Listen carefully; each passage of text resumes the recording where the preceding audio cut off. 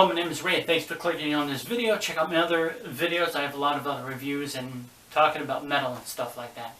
Today I'm going to be talking about Queensryche Rage for Order, which was released June 27th, 1986. It was before Mindcrime, it was ahead of its time, and it was an incredible album. And no, I did not get this one in 1986. I had no idea who the hell Queensryche were. But I bought this one after listening to Operation Mindcrime, and it was like late in 1989. It was like in September of 1989 when I got this one, and I absolutely loved it. So before I got this one too, there was the song New Regal, and I had a piece of that on the end of a cassette tape that I record off the radio, and I was like, who is that? What is that? An incredible sound right there. What is that incredible song? And then, of course, once I listened to it and heard it was Queensryche, I was like, oh yeah, and I just thought it was amazing. So the first song on the track is Walk in the Shadows. I think Walk in the Shadows is a really cool song. Jeff's Tate voice on this is just amazing. The song I Dream in Infrared. It's a really cool song. There's lasers on here, and you hear all that really intricate, incredible, really cool sound effects. This was one heck of a concept album. And, I mean, it's not called really specifically a concept album, but it is in a ways. It's just it's an incredible album. It has those awesome songs. And next song, I Dream in Infrared. That one's a ballad. I like the opening to that. That one has the lasers, excuse me. The previous song there, Walk in the Shadows, that doesn't. This one does. I Dream in Infrared has all those, like, sounds and stuff. And, you know, it seems some of it's, like, simplistic. They're just, like, doing all these, like, weird sound effects and everything. But how it was constructed, how it was put together, was just brilliant on their part. You know? Maybe, of course, after it failed, the next year they're like, oh, well, maybe it's not that great. Maybe they did love it. I'm not really sure. But it was just some amazing songs on there, and I Dream in Infrared is definitely an awesome one. The Whisper. Once again, Jeff Tate's voice is incredible on this. And Scott Rockenfield, and I play drums, and I've played drums before many times, and I forgot what kind of technique he's using. But he's doing this kind of offbeat thing. He's doing an offbeat thing, and it's like he's... I'm not sure what the correct term is. So if you're a drummer, if you know anything about drums, and if you're a drummer, let me know, because he's doing this like offbeat thing on the hi-hat. And I forgot specifically what that's called, but I'll put it right down here if I remember, if I decide to Google it when I'm editing this video. I might not. I sometimes forget. But that song was really cool. Gotta Get Close to You. That's another really cool song. I do remember seeing the video for that one, but it wasn't until like 1989 when they finally showed the video for that. They didn't show it in 87 and 88. I didn't see it. I watched that Bears Ball all the time. Or if they did show it, then I probably have missed it. But they were showing that in 1989. I remember the Halloween special that they did. And I was like, oh, cool, hey, there's a video for this. I knew the song, because I had just gotten Rage for Order, ironically enough. And it's a cool song. I didn't know it was a cover song. I listened to the original version. It's okay. Jeff Tate and those guys did a really wicked job on this. I was thinking it was just a Queensryche song. It fits perfectly on the album, and it was a song, I guess, that wasn't too huge, so that's why they decided to cover it. I think if they covered, whether a Kiss song or a Queen song or something that was like really popular, it would have threw the whole album off balance. So I'm Gonna Get Close to You kind of fits in with this theme, I guess, and it fit perfectly on the album, and it was a great cover tune. And I forgot who the hell does it. Next song, The Killing Words. The Killing Words is an interesting track. I guess you could call it a ballad. It's slow, and it has this, like, I don't want to say even drums, it just has this banging effect when you hear it. I want to use song samples in here, but I'm going to have to keep my song samples and sound samples to a minimum because I don't want to get a copyright claim.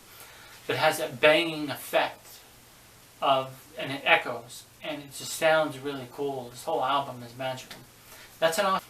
Surgical Strike is a fast rocking one, and yeah, it's about war, and it's a really cool fast rocking song.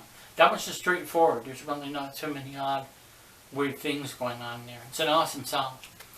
The New Regale, which translates into a new law or a new world, kind of like a new world order thing. The new order, hence the new order. So New Regale means new law or new order. So that song is really awesome. The sound effects in that are amazing, and there's just so many cool parts to it.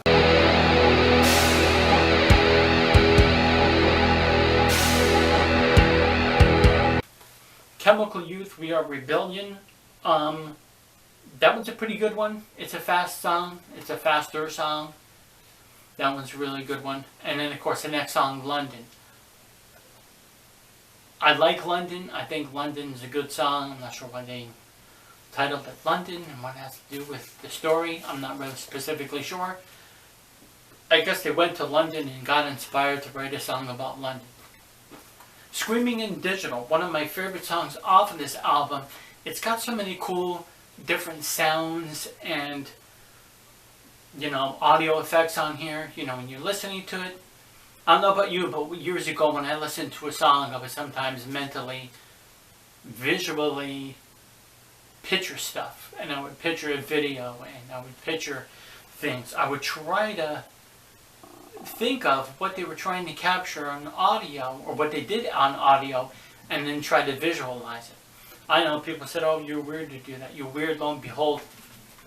Many people do that. Many people who listen to rock and roll, metal, or anything, I mean, it's what you do. You just know a song, and a song is about a specific something, or you hear something, you know, it's going to make you think of stuff. Sometimes it's other stuff. Sometimes it's kind of like a fantasy thing, or a story, and what the hell happened. You know what I mean? You mentally visualize a music video for it. So one of the cool parts in here, if you listen closely, right before the guitar solo, there's this laser and then an explosion. I like that. I like little things like that within songs, especially like off albums, you know, like albums like this and songs like that. It sounds really cool, and it's awesome. It just kind of, I don't want to say spice up the song. I'm not sure really what the word I'm looking for. It enhances the song audio-wise, and it makes you think. I guess that is the best way to describe it. This album takes off right where The Warning left off. Have you ever heard The Warning? Check it out if you haven't. It's very similar to this in a way. Several of the songs are. And it's another really cool album. I got that one later on too. But it's kind of, it's similar to this.